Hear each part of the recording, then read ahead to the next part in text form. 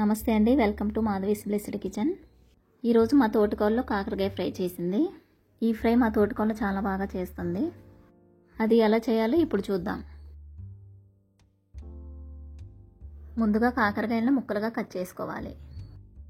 కాకరకాయ ముక్కల్ని ఆయిల్లో వేయించుకోవాలి.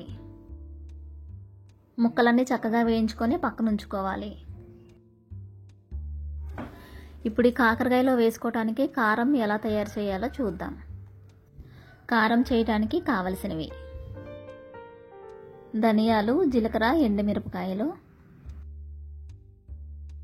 నూనె లేకుండా ఇవన్నీ ఫ్రై చేసుకోవాలి. ఇవన్నీ ఫ్రై అయిన తర్వాత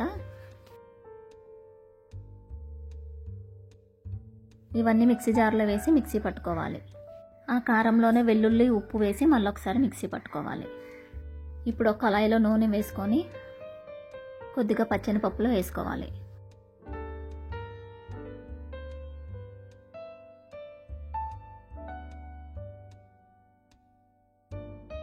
పప్పులు వేగిన తర్వాత కొంచెం పసుపు వేసుకొని కలుపుకోవాలి.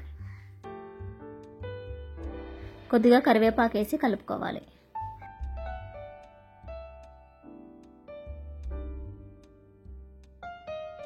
ఇప్పుడు ముందుగా మిక్సీ పట్టిన కారం ఇందులో వేసుకొని కలుపుకోవాలి.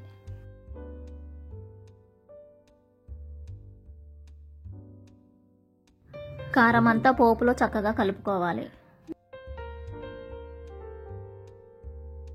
వేయించి పెట్టుకున్న కాకరకాయ ముక్కలన్నీ కారంలో వేసి కలపాలి.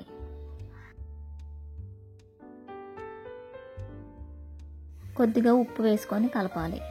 అంతేనండి, కాకరకాయ ఫ్రై రెడీ. ఈ ఛానల్ని సబ్స్క్రైబ్ చేయండి, ఈ వీడియోని లైక్ చేయండి, షేర్ చేయండి. Thanks for watching.